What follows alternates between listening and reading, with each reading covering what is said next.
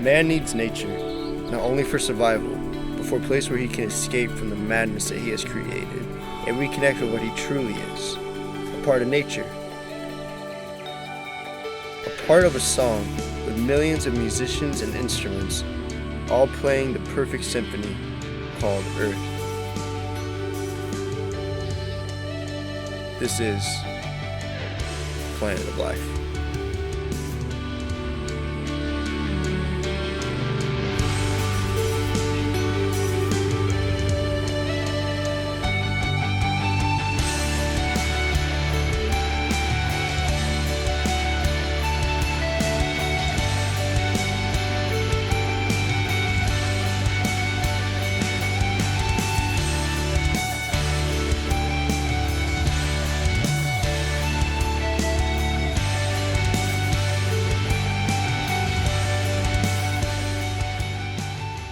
Hey you guys, my name is Adam and today we are up in Mystic Mountain. We gave it this name because there's just a mysterious feel about this place.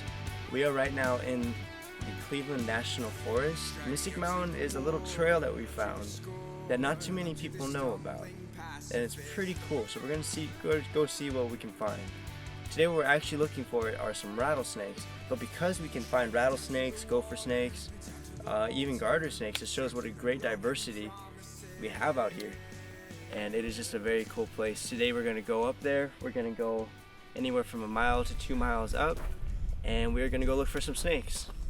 Hopefully we'll find some cool rattlesnakes or something to show you guys. Alright, ready? Let's go.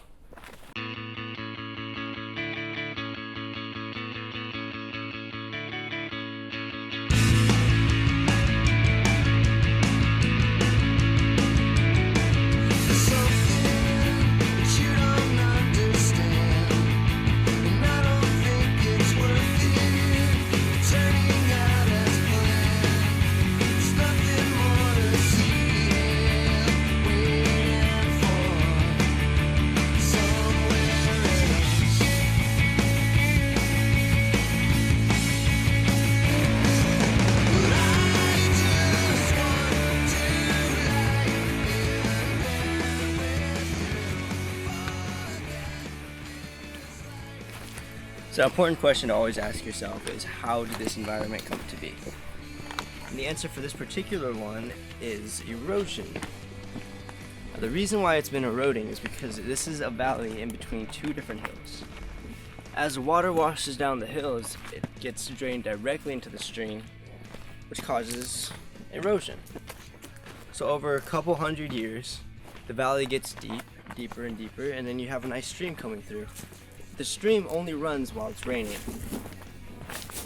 Some streams will be fed by a lake, some streams will be fed by snow, mountain water. This particular one is fed by rainfall. So when it's not raining, we're not going to have very much water, which is what we're getting today.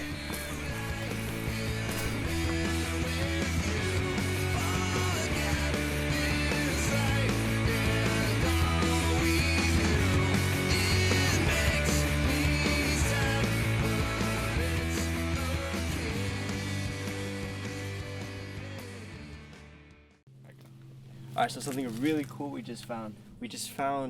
Basically it's just a hole in the ground, but it's a cool hole in the ground.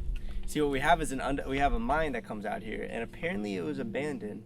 So right here we found a large pool of water that looks like it's really deep and there's water coming up. So what we think is that it's an old mine and the water filled up the mine, and that's what we're seeing now, but we have no idea. So we're about to go check it out.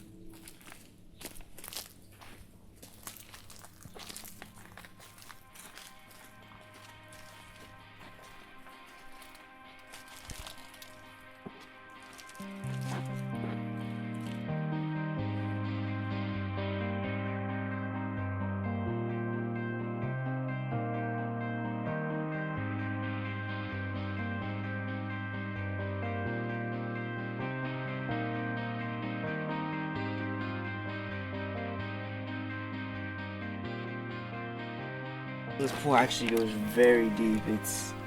We think it's over 12 feet, but we have no idea what's down there.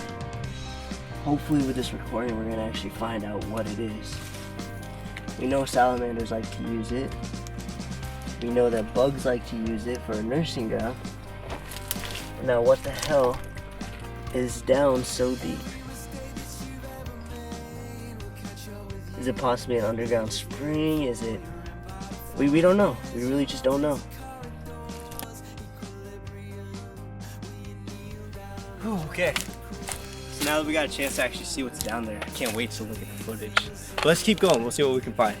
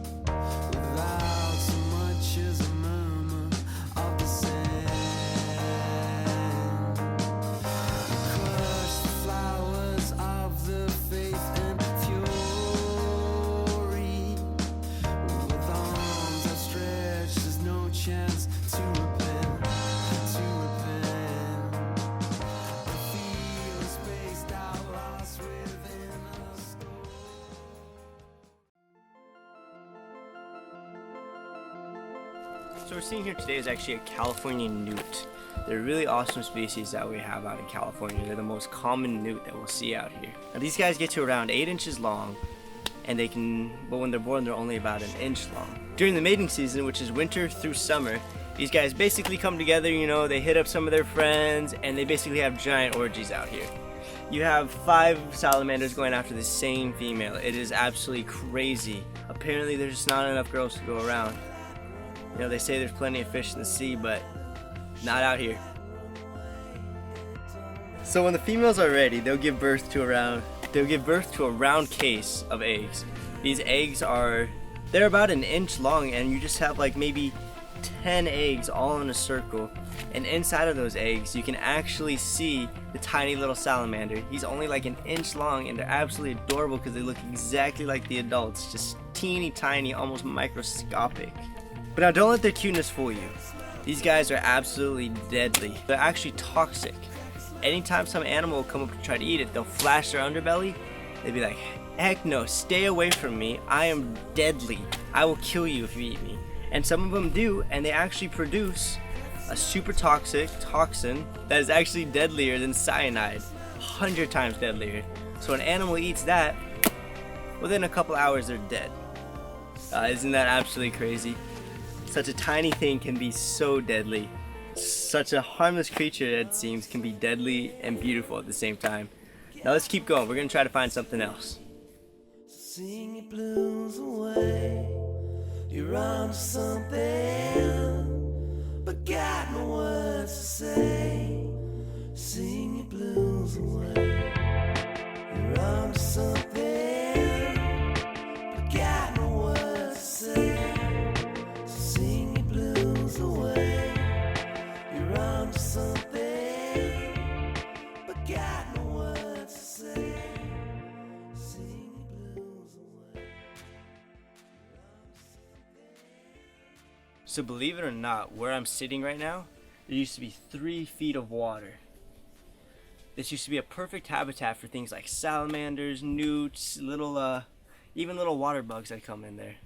And what would eat all those are garter snakes. So this used to be a huge habitat for just about anything. You know, it'd be important for other animals to come down and drink. So it's a very important spot. A great indicator of a healthy environment, like I said earlier, are snakes. This is because all different types of snakes eat all different types of things. So if you have a gopher snake and a rattlesnake, then you have something that'll eat lizards, it'll eat mammals.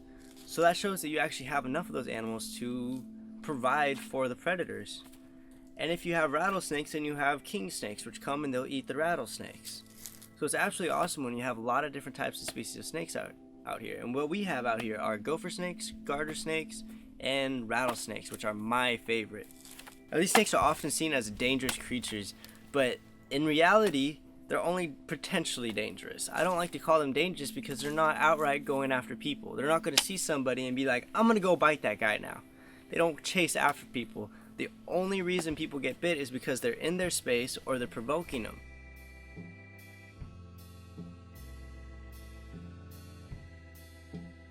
So what we have here is a speckled rattlesnake. Now these guys are part of the southwestern rattlesnake family. They have a hemotoxin that they'll use.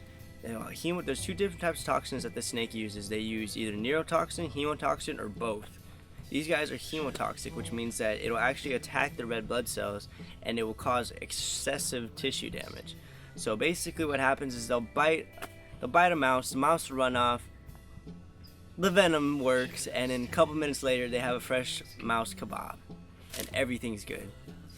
But when that happens to a person, it causes excessive tissue damage and it definitely requires a stay at the hospital.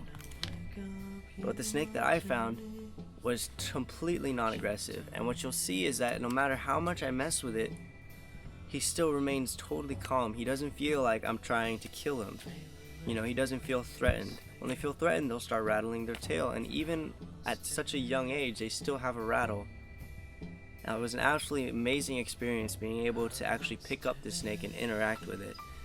Animal-human interaction is often frowned upon, but it's something that when you're in the moment, it is possible, and it does not always have to be a negative encounter for either the animal or the person. It can be a beautiful encounter between two completely different species saying, listen, I know I could kill you and you could kill me, but we're not going to do that. We're going to be in peace with each other, and it's absolutely awesome.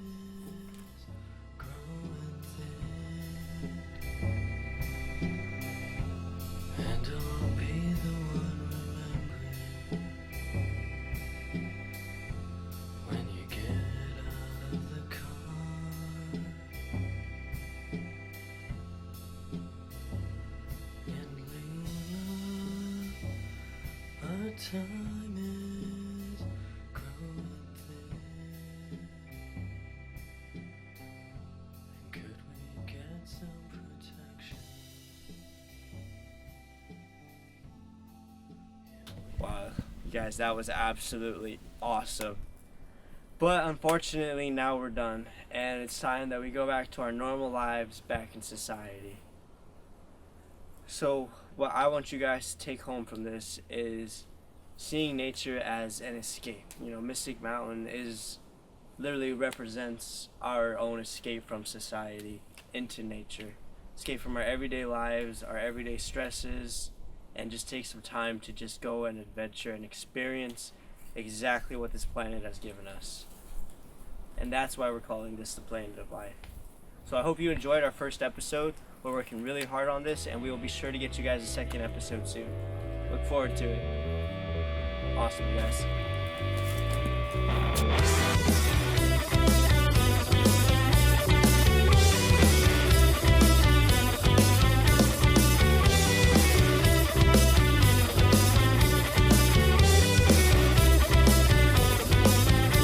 Well, you're always home all alone, sitting by the damn phone, waiting for someone you know to take you off.